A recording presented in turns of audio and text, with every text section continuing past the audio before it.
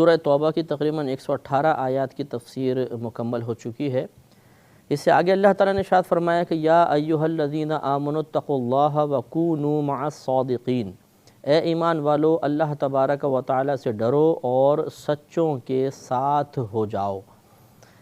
تو یہاں پر پہلے تو ایک ڈرنے کا حکم ارشاد فرمایا۔ ڈرنے کا مطلب یہ ہوتا ہے کہ اللہ کے عذاب، اس کی گرفت سے، عذاب قبر سے، عذاب آخرت سے، آخرت کی ذلت سے ڈرنا۔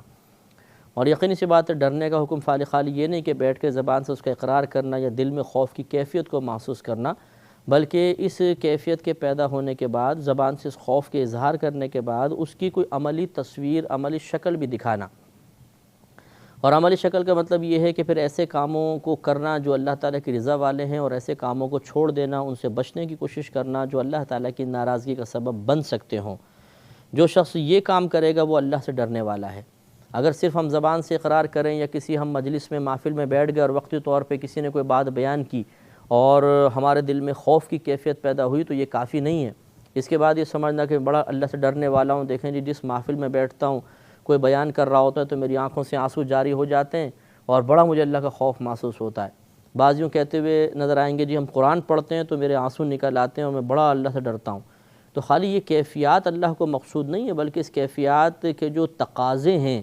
یہ آپ کے دل میں جب اللہ کا خوف پیدا ہوا، ایک ڈر پیدا ہوا، تو ڈر اس بات کا تقاضا کرتا ہے کہ پھر اس رب کی ناراضگی والے کاموں سے بچیں۔ تو اصل مقصود یہ ہے کہ آدمی نیک اعمال کا ارتکاب کرے، گناہوں سے مکمل طور پر اجتناب کرے، تب وہ واقعی خوف خدا رکھنے والا ہے، ورنہ خالی زبان سے اقرار کرنا اور وقتی کیفیت پر مطمئن ہو جانا اس سوائے خوش فہمی کے اور کچھ بھی نہیں ہے۔ وَكُونُوا مَعَ الصَّادِقِينَ، اور تم سچوں کے ساتھ ہو جاؤ، یعنی جو حق بات بولتا ہے، صحیح عقیدہ رکھتا ہے، سچی بات بولتا ہے، اس کے اعمال اچھے ہیں، یہ تمام صادقین کے ساتھ ہو جاؤ۔ اور بعضوں نے صادقین کی تفسیر اکابر صحابہ کرام سے کی ہے کہ ان کے ساتھ رہنے کا حکم اس زمانے میں دیا گیا، اور ہم عام حکم رکھیں تو مراد یہی ہے کہ جو سچ بولنے والے ہیں، عقیدے کے اعتبار سے درستگی رکھنے والے ہیں، ان کے ساتھ ہو جاؤ۔ اگر خدا نخواستہ کسی کا عقیدہ عقائد اسلام سے ٹکراتا ہے، کوئی شخص جھوٹ بولنے والا ہے، بری عادات کا مرتکب ہے، تو اس سے بچنا چاہیے۔ اس سے معلوم یہ ہوا کہ اچھوں کی صحبت میں بیٹھنا چاہیے، کیونکہ اللہ تعالیٰ نے اچھوں کے میں سے ہونے کا حکم دیا ہے۔ ما كان لأهل المدينة ومن حولهم من الأعراب أن يتخلفوا عن رسول الله ولا يرغبوا بأنفسهم عن نفسه، اور مدینہ والوں کے لیے اور ان کے گرد دیہاتی لوگ، جو اطراف میں دیہاتی لوگ رہتے ہیں، ان کے لیے یہ مناسب نہ تھا کہ رسول اللہ صلی اللہ علیہ وسلم سے پیچھے رہ جائیں،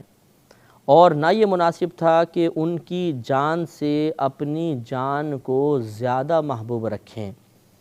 تو یہ وہی لوگ تھے جو غزوہ تبوک میں پیچھے رہ گئے تھے، تو اللہ تعالیٰ نے ان کے بارے میں فرمایا ذالک بانہم لا یصیبہم ظمأ، اور یہ اس سبب سے ہے، یعنی ان کے لیے جو پیچھے رہنا مناسب نہیں تھا، یہ اس سبب سے ہے، بانہم، اس سبب سے کہ وہ لا یصیبہم ظمأ، کہ انہیں جو بھی کوئی پیاس وغیرہ پہنچے گی، ولا نصب، یا تکلیف وغیرہ، ولا مخمصۃ، یا بھوک وغیرہ، فی سبیل اللہ، اللہ تعالیٰ کے راستے میں، وَلَا يَطَعُونَ مَوْطِئًا يَغِيظُ الْكُفَّارَ، یا وہ کسی ایسی جگہ قدم رکھیں گے، ایسی جگہ کو روندیں گے جن سے کافروں کو غیظ و غضب آئے، یعنی ان کے ملکوں پہ حملہ کر کے ان کے شہروں پہ اپنے گھوڑوں کے ذریعے ان کو روندیں گے، سموں کے ذریعے، تو یہ ان کے لیے تکلیف کا باعث ہوگا۔ وَلَا يَنَالُونَ مِنْ عَدُوٍّ نَيْلًا، اور جو کچھ کسی دشمن کا وہ بگاڑتے ہیں، یعنی یہ جو پہلے بات اب دوبارہ ترتیب رکھیے گا کہ یہ اس سبب سے ہے کہ ان کا پیچھے رہنا جو لائق نہیں تھا، مناسب نہیں تھا، یہ اس سبب سے کہ انہیں کوئی اگر پیاس اس راستے میں پہنچتی، یا ان کو تکلیف یا بھوک محسوس ہوتی، یا وہ گھوڑے دشمنوں کی سرحدوں پہ دوڑاتے، یا دشمنوں کو کچھ بگاڑتے، الا کتب لہم بہ عمل صالح، مگر اس کے بدلے ان کے لیے نیک عمل لکھا جاتا، نیکی لکھی جاتی۔ ان اللہ لا یضیع اجر المحسنین، بے شک اللہ تعالیٰ نیکی کرنے والوں کا اجر ضائع نہیں فرماتا۔ اس سے معلوم یہ ہوا کہ گویا کہ اللہ نے ان کو سمجھایا کہ تمہارا پیچھے رہ جانا بہت ہی برا ہے، تمہارے لیے شان کے لائق نہیں تھا، تمہارے لیے مناسب نہیں تھا، کیونکہ اگر تم اس راستے میں نکلتے تو اگر تمہیں پیاس محسوس ہوتی، کوئی بھی تکلیف آتی، بھوک محسوس ہوتی، تم سفر بھی کرتے، دشمنوں کو مارتے وغیرہ، تو ان تمام پر تمہیں نیکیاں ملتی۔ اس سے معلوم ہوا کہ جو اللہ تبارک و تعالیٰ کی راہ میں نکلے گا اسے ہر عمل کا ثواب ملے گا، پیاس محسوس ہوگی اس پر بھی ثواب، بھوک محسوس ہوگی اس پر بھی ثواب، اس کا کھانا، اس کا چلنا پھرنا سب باعث ثواب ہوگا۔ اسی سے استدلال کر کے مفسرین نے فرمایا کہ جو طالب علم دین اپنے گھر سے دین سیکھنے نکلے گا، وہ بھی چونکہ اللہ تبارک و تعالی کی رضا کی خاطر نکلا ہے، تو اسے بھی ہر عمل کا ثواب ملے گا کہ وہ اٹھے گا، بیٹھے گا، سوئے گا، کھائے گا، پیے گا، اور جو بھی اس کو تکلیف پہنچے گی سب پر ثواب مرتب ہوں گے۔ اور یہ جو اللہ نے فرمایا کہ ان اللہ لا یضیع اجر المحسنین، بے شک اللہ تعالیٰ نیکی کرنے والوں کا اجر ضائع نہیں فرماتا، اس سے معلوم یہ ہے کہ جو نیکی دائرہ شریعت کو ملحوظ رکھ کر کی جائے اور شرعی قیودات کا لحاظ ہو، اس کے علاوہ اس نیکی میں ریاکاری وغیرہ کا دخل نہ ہو، اخلاص کے ساتھ کی جائے، اور نیکی کرنے کے بعد اس کے کارنامے سب کو سنائے نہ جائیں، اور نیکی کرنے کے بعد کسی کو پر اس نیکی کے ذریعے احسان نہ جتایا جائے، اس کو زبان سے تکلیف وغیرہ نہ دی جائے، تو پھر یہ اللہ تبارک و تعالیٰ اس کا اجر ضائع نہیں فرماتا، اس نیکی پر ضرور ثواب مرتب ہوگا۔ وَلَا يُنْفِقُونَ نَفَقَةً صَغِيرَةً وَلَا كَبِيرًا، اور وہ جو بھی نفقہ کو جو بھی خرچ کرتے ہیں، تھوڑا ہو یا بڑا، وَلَا يَقْطَعُونَ وَادِيًا، اور جو بھی وادی وہ قطع کرتے ہیں، سفر طے کرتے ہیں، إِلَّا كُتِبَ لَهُمْ لِيَجْزِيَهُمُ اللَّهُ أَحْسَنَ مَا كَانُوا يَعْمَلُونَ، مگر لکھ دیا جاتا ہے ان کے لیے یعنی اجر و ثواب، تاکہ اللہ تعالیٰ ان کے سب سے بہتر کاموں کا انہیں صلہ عطا فرمائے۔ تو وہ جو کچھ بھی خرچ کرتے ہیں، چاہے صغیر ہو، چھوٹا ہو، چاہے بڑا ہو، اور جو بھی وعدے طے کرتے ہیں، تو ضرور پھر اللہ تبارک و تعالیٰ ان کے لیے بدلہ مقرر فرما دیتا ہے، ان کو اجر و ثواب عطا فرمائے گا اس کے بدلے میں جو وہ سب سے اچھا کام کرتے ہیں۔ معلوم یہ ہوا کہ اللہ تعالیٰ کی رضا کی خاطر جہاد کرنا یہ احسن الاعمال میں سے ہے، یعنی تمام اعمال میں سے سب سے بہترین عمل ہے، اور اس پر اللہ تبارک و تعالیٰ باقاعدہ ثواب مرتب فرمائے گا اور اجر ضائع نہیں ہوگا۔ وَمَا كَانَ الْمُؤْمِنُونَ لِيَنْفِرُوا كَافَّةً، اور مسلمانوں سے یہ تو نہیں ہو سکتا کہ یہ تمام کے تمام اپنے گھروں سے نکل جائیں۔ فَلَوْلَا نَفَرَ مِنْ كُلِّ فِرْقَةٍ مِّنْهُمْ طَائِفَةٌ لِيَتَفَقَّهُوا فِي الدِّينِ وَلِيُنذِرُوا قَوْمَهُمْ إِذَا رَجَعُوا إِلَيْهِمْ لَعَلَّهُمْ يَحْذَرُونَ، تو پھر ایسا کیوں نہیں ہو رہا کہ ان میں سے مسلمانوں میں سے ہر گروہ میں سے ایک جماعت نکلے تاکہ وہ دین کی سمجھ حاصل کرے، اور تاکہ وہ اپنی قوم کو اس وقت ڈرائے جب لوٹ کے اپنے گھروں میں واپس آ جائیں، لعلہم یحذرون، تاکہ یہ قوم گناہوں وغیرہ سے بچے اور ڈرے۔ تو معلوم یہ ہوا کہ تمام مسلمانوں پر ایک ساتھ تبلیغ دین کے لیے نکلنا یا علم دین کے حصول کے لیے نکلنا کوئی فرض یا واجب نہیں ہے، بلکہ یہ ضروری ہے کہ ان میں سے کچھ لوگ جا کر علم دین سیکھیں، اور سیکھنے کے بعد واپس آ کے اپنی قوم کو سکھائیں، اور ان کے اندر ایسی تاثیر ان کے زمان میں پیدا کر دیتے تھے کہ جب جا کے اپنی قوم کو ڈر سناتے تو سب لوگ اپنے سابقہ دین کو ترک کر کے ایک نئے دین کو اختیار کرنے کی طرف مائل ہو جاتے تھے۔ تو یہ معلوم ہوا کہ اس میں اشارہ اس طرف بھی ہے کہ ہر شہر میں سے، ہر ملک میں سے کچھ لوگ ایسے ہونے چاہیے جو علم دین سیکھنے کے لیے جائیں اور باقاعدہ علم سیکھیں، اور واپس آ کے پھر اپنے اطراف کے علاقے والوں کو علم سکھائیں، کیونکہ اگر یہ سلسلہ موقوف ہو جائے گا تو جیسے آج کل بھی بعض شہروں میں، بعض گاؤں کے اندر ایسا معاملہ ہے کہ کوئی علم سکھانے والا نہیں ہے، زیادہ سے زیادہ ایک حافظ قرآن ہوتے ہیں، وہ لوگوں کو نمازیں پڑھا دیتے ہیں، اس کے بعد احکام سکھانے والا کوئی بھی نہیں ہوتا، اور لوگ اپنے جتنے بھی مسائل ہیں انہیں خود اپنی عقلی قوت اور صلاحیت کے مطابق حل کرنے کی کوشش کرتے ہیں، جس کا نتیجہ نکلتا ہے کہ شرعی رہنمائی نہ ہونے کی بنا پر بہت سے فیصلے خلاف شرع ہو جاتے ہیں، اور وہ گناہ کبیرہ کے مرتکب ہو کر ہو سکتا ہے اللہ کی ناراضگی میں گرفتار ہو جائیں۔ لہذا ہر گاؤں، ہر قصبہ، ہر شہر میں سے لازم ہے کہ ایک جماعت نکل کر علم دین سیکھے، احکامات سیکھے اور اپنی قوم کو جا کر سکھائے۔ لہذا جو دینی مدارس چل رہے ہیں اور دور دراز سے بچے آ کر ان میں ہاسٹل میں ٹھہرتے ہیں اور علم دین سیکھ کر پھر اپنے علاقوں میں واپس جا کر سکھاتے ہیں، وہ اسی آیت کی ایک عملی شکل ہے، یا اس پر عمل کی ایک عملی شکل ہے۔ ہونا ہی چاہیے کہ کچھ لوگ آئیں اور علم دین سیکھیں، کیونکہ یہ تو یاد رکھیں کہ علم دین کا سیکھنا اتنا کہ جس سے آدمی اپنے عقائد اور اعمال کو بالکل درست کر لے، اور جو باہم معاملات ہوتے ہیں جیسے بیع ہے، اجارہ وغیرہ ہے، اور دیگر نکاح کے مسائل وغیرہ ہیں، ان تمام کو صحیح طریقے سے ادا کر سکے، یہ علم سیکھنا تو ہر ایک کے لیے ضروری ہوتا ہے، جس کو فرض عین کہتے ہیں۔ اور اپنی ضرورت سے زائد سیکھنا کہ دوسروں کی بھی امداد کریں گے، یہ فرض کفایہ ہوتا ہے۔ تو فرض عین بھی سیکھنا چاہیے، یہ تو ہر ایک کے اوپر لازم ہے، اور فرض کفایہ کے لیے یہ حکم ہے کہ اپنے آپ باہر نکلیں اور جا کر کچھ لوگ سیکھیں اور پھر لوگوں کو آ کر ان کی ضرورت کے مسائل ان کو سکھائیں، یہ لازم ہے۔ اگر ایک شہر میں کوئی بھی عالم نہ ہو، کوئی بھی جماعت نہ نکلے، گاؤں سے نہیں نکلیں گے، تو سب کے سب گناہگار ہوں گے، اس لیے کہ اللہ کے حکم کی نافرمانی ہو جائے گی۔ یا ایھا الذین آمنوا قاتلوا الذین یلونکم من الکفار، اے ایمان والو تم ان کفار سے جہاد کرو جو تم سے ملے ہوئے ہیں، تمہارے قریب ہیں۔ یعنی مراد یہ نہیں کہ دور والوں سے نہیں کرنا ہے، لیکن ابتدا اس طرح کرو کہ پہلے قریب والوں سے، پھر اس سے دور، پھر اس طرح آگے چلتے چلے جاؤ۔ وَلْيَجِدُوا فِيكُمْ غِلْظَةً، اور چاہیے کہ وہ تم میں سختی پائیں۔ یہ بھی بڑی بات ہے کہ کفار کے ساتھ، بد مذہب کے ساتھ نرمی کا معاملہ نہیں ہونا چاہیے، تو اللہ تعالیٰ نے فرمایا اور چاہیے کہ وہ تم میں سختی پائیں۔ سختی کا اظہار کرنا ضروری ہے، کیونکہ نرمی کا اظہار کرو گے تو وہ اپنے آپ کو حق پر سمجھتے رہیں گے، یا ان کے دل میں کوئی خوف پیدا نہیں ہوگا، اسلام کی طرف بھی مائل نہیں ہوں گے، اور نہ مطلب وہ اپنی غلطی کو تسلیم کریں گے۔ اور اگر تم سختی کرو گے تو یہ ڈر اور خوف انہیں یہ احساس دلائے گا کہ ہم غلط ہیں، تبھی ہم پر اتنی سختی ہے، اور پھر ان کے قلوب جو ہیں وہ امن کی تلاش میں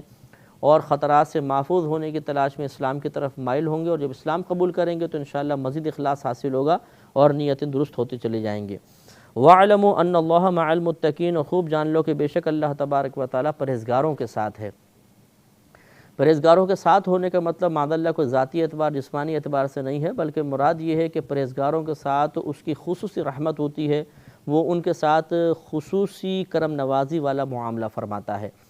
لہذا ہمیں بھی کوشش کرنی چاہیے کہ پرہیزگار بنیں، اور اگر پرہیزگار بننے میں ابھی وقت موجود ہے، اتنی ہمت اور صلاحیت نہیں، ہم کوشش تو کر رہے ہوں، تو پھر پرہیزگاروں کی صحبت میں رہیں، اس لیے کہ اللہ کا وعدہ ہے کہ وہ پرہیزگاروں کے ساتھ ہے۔ لہذا ہم خود پرہیزگار بن گئے تو رحمت الہی کی چھاؤں میں ہوں گے، اور اگر خود نہیں بھی بن سکے، ہم پرہیزگاروں کے ساتھ رہیں گے تو ان پر جو اللہ کی رحمت نازل ہو رہی ہیں، اللہ کی رحمت سے بعید ہے کہ اللہ تعالیٰ ان پر تو رحمت اور کرم نوازی فرمائے اور صحبت میں رہنے والے کو محروم کر دے، تو انشاءاللہ ہمیں بھی بہت کچھ حاصل ہو جائے گا۔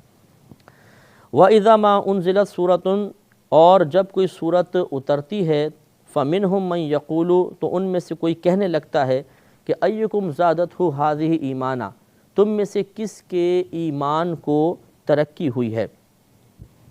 تو فَأَمَّا الَّذِينَ آمَنُوا، پھر پس بہرحال وہ جو ایمان لے کر آئے، فَزَادَتْهُمْ ایمانا، تو ان کے ایمان کو اللہ تعالیٰ نے ترقی عطا فرمائی، وَهُمْ يَسْتَبْشِرُونَ، اور وہ خوشیاں منا رہے ہیں۔ تو یہ مطلب منافقین کا طریقہ تھا کہ بھئی اس آیت کے نازل ہونے سے کیا فائدہ ہوا۔ تو مومنین جو تھے ان کو جب کوئی نیا حکم ان کے پاس آتا، کوئی نئی صورت آتی، کوئی آیت آتی، تو وہ خوشی کا اظہار کرتے تھے کہ اللہ تبارک و تعالیٰ نے ہمارے لیے ایک اور کوئی بشارت کی بات نازل فرمائی، کوئی اور حکم نازل فرمایا، جس پر عمل کر کے ہم اللہ تبارک و تعالیٰ کا مزید قرب حاصل کر سکتے ہیں۔ وَأَمَّا الَّذِينَ فِي قُلُوبِهِمْ مَرَضٌ، اور بہرحال وہ جن کے دلوں میں بیماری ہے، فَزَادَتْهُمْ رِجْسًا إِلَىٰ رِجْسِهِمْ وَمَاتُوا وَهُمْ كَافِرُونَ، تو انہیں اللہ تبارک و تعالیٰ نے ان کی گندگی پر گندگی بڑھا دی، یعنی ایک تو پہلے ہی نفاق اور کفر کی گندگی میں تھے، اور پھر جب ہدایت قبول نہیں کی تو اللہ تبارک و تعالیٰ نے انہیں اور اس میں پختہ فرما دیا، وَمَاتُوا وَهُمْ كَافِرُونَ، اور وہ پھر اس حالت میں مر گئے کہ وہ کافر تھے، کفر کی حالت میں ان کا انتقال ہو گیا۔ اولا یرون انہم یفتنون فی کل عام مرۃ او مرتین، تو کیا انہیں یہ بات نظر نہیں آتی، کیا وہ اس بات کو نہیں دیکھتے کہ ہر سال ایک یا دو بار انہیں آزمائش میں مبتلا کیا جاتا ہے، یعنی قحط سالی کبھی ہو جاتی ہے، بارشیں رک جاتی ہیں، غلے تباہ ہو جاتے ہیں، ناگہانی آفات آتی ہیں، تو ان سے انہیں درس حاصل کرنا چاہیے۔ ثم لا یتوبون، پھر نہ تو وہ توبہ کرتے ہیں، ولا ہم یذکرون، اور نہ ہی وہ نصیحت تسلیم کرتے ہیں۔ اس سے یہ معلوم ہوا کہ اللہ تعالیٰ کی طرف سے اگر کوئی مصیبت یا ناگہانی آفت آئے تو اس سے ضرور نصیحت حاصل کرنی چاہیے، درس حاصل کرنا چاہیے، اور اپنے اعمال کی اصلاح کی کوشش کرنی چاہیے۔ اگر اللہ تعالیٰ کی طرف سے کوئی ناگہانی آفت، کوئی مصیبت اور پریشانی ہماری طرف متوجہ ہو، اور اس کے باوجود پھر ہمارے روٹین میں کوئی تبدیلی نہ آئے، ہمارے گناہوں کے اندر کوئی تبدیلی اور کمی نہ پیدا ہو، تو اس کا مطلب ہے کہ پھر ہم میں منافقین کی عادت سرایت کر گئی ہے۔ جیسے کہ یہ ارتھکوئک ہوا، ابھی ہمارے زلزلہ ملک پاکستان میں آیا، کثیر لوگ، سینکڑوں کی تعداد میں لوگ ہلاک ہو گئے، عمارات زمین بوس ہو گئی، بہت سے لوگ بیچارے بے یار و مددگار ہو گئے۔ تو ان چیزوں سے ہمیں درس حاصل کرنا چاہیے تھا، لیکن عموماً ایسا ہوتا ہے کہ وقتی طور پہ ایک جوش اور کیفیت پیدا ہوتی ہے، وقتی طور پہ خوف پیدا ہوتا ہے، اللہ کی بارگاہ میں استغفار کرتے ہیں، اس کے بعد بھول بھال جاتے ہیں کہ کیا ہوا تھا، اور پھر وہی سابقہ ہمارے معاملات شروع ہو جاتے ہیں۔ یہ مناسب طریقہ نہیں ہے، بلکہ یہ کفار اور منافقین کا طریقہ تھا۔ وَإِذَا مَا أُنزِلَتْ سُورَةٌ، اور جب کوئی صورت نازل ہوتی ہے، نَظَرَ بَعْضُهُمْ إِلَى بَعْضٍ، تو ان میں سے ایک دوسرے کو دیکھنے لگتا ہے، یعنی تنزیہ طور پر، مذاق کے طور پر۔ هَلْ يَرَاكُمْ مِنْ أَحَدٍ ثُمَّ انصَرَفُوا، کہ کوئی تمہیں دیکھتا تو نہیں پھر وہ پلٹ جاتے ہیں۔ یعنی مطلب وہ جب کوئی آیت نازل ہوتی ہے تو گھبراتے ہیں کہ کہیں ہمارے لیے تو کوئی حکم نازل نہیں ہو گیا، اور جب ایسا نہیں ہوتا تو پھر وہ اپنے کفر اور نفاق میں مضبوط ہو جاتے ہیں۔ صرف اللہ قلوبہم بانہم قوم لا یفقہون، اللہ تبارک و تعالیٰ نے ان کے دل پلٹ دیے کہ وہ اس وجہ سے کہ وہ نا سمجھ لوگ ہیں۔ تو معلوم یہ ہوا کہ یہ کم علم لوگ تھے، جاہل قسم کے لوگ تھے منافقین، تو جب کوئی آیت نازل ہوتی وقتی طور پہ خوف میں مبتلا ہوتے کہ ہمارے بارے میں کوئی حکم تو نہیں آ گیا، اور جب نہیں آتا تو پھر وہ پھر جاتے تھے اور پھر انہی گناہوں کا ارتکاب اور نفاق میں زیادتی کے مرتکب ہوتے تھے۔ یہ ان کی ایک بے وقوفی تھی کہ جو عذابات اللہ کی طرف سے آ رہے تھے، یا فتنے یا آزمائشیں متوجہ ہو رہی تھیں، ان سے عبرت حاصل کرنی چاہیے تھی کہ اس طرح ہمارے اچانک گرفت بھی ہو سکتی ہے۔ لیکن جب اللہ تعالیٰ کی ڈھیل دینے کی عادت کریمہ ان کے سامنے ہوتی، پیش نظر ہوتی، تو یہ اپنے گناہوں پر دلیر ہو جاتے تھے۔ تو یہ اللہ تعالیٰ نے اس کو جہالت قرار دیا کہ ایک ایسی قوم ہے جو عقل ہی نہیں رکھتی، یہ سمجھتے نہیں ہیں۔ معلوم یہ ہوا کہ اللہ کی طرف سے آنے والی آفات سے عبرت حاصل نہ کرنا، اور اگر اللہ تعالیٰ گرفت نہ فرمائے تو معاذ اللہ اسے اللہ کا کرم تصور کرنا، جیسے کہ فراڈ کرنے والے اور رشوت اور سود لینے والے بعض اوقات کہہ دیا کرتے ہیں کہ اللہ کی کرم نوازی آج تک کبھی نہیں پکڑے گئے۔ تو یہ کہنا جو ہے یہ ایک کم فہم شخص کا قول ہو سکتا ہے، ذی شعور شخص کا ایسا قول نہیں ہوگا۔ لَقَدْ جَاءَكُمْ رَسُولٌ مِّنْ أَنفُسِكُمْ عَزِيزٌ عَلَيْهِ مَا عَنِتُّمْ حَرِيصٌ عَلَيْكُمْ بِالْمُؤْمِنِينَ رَءُوفٌ رَحِيمٌ، بے شک تمہارے پاس ایک تم میں سے ایسے رسول تشریف لائے کہ جن پر تمہارا مشقت میں پڑنا گراں گزرتا ہے، تمہاری بھلائی کے نہایت چاہنے والے ہیں، مہربان ہیں، رحیم ہیں۔ تو یہ نبی کریم صلی اللہ علیہ وسلم کی مدح و ثنا یہاں پر فرمائی گئی کہ تمہارے درمیان ایک ایسے رسول تشریف لائے جن پر مسلمانوں کے مشقت میں پڑنے کا عمل جو ہے وہ بہت ہی گراں گزرتا ہے، یعنی بہت ہی مہربان ہے، نہیں چاہتے کہ مسلمان کسی مشقت میں مبتلا ہوں۔ یہ ہمارے نبی کریم صلی اللہ علیہ وسلم کا ایک وسیلہ ہے، آپ کو اللہ تعالیٰ نے ایک ذریعہ بنایا کہ ہم پر وہ سخت احکام آسان کر دیے گئے جو پچھلی قوموں پر بہت سختی کے ساتھ تھے۔ انشاءاللہ اس پر ہم مزید کلام کریں گے اپنے اگلے پروگرام میں۔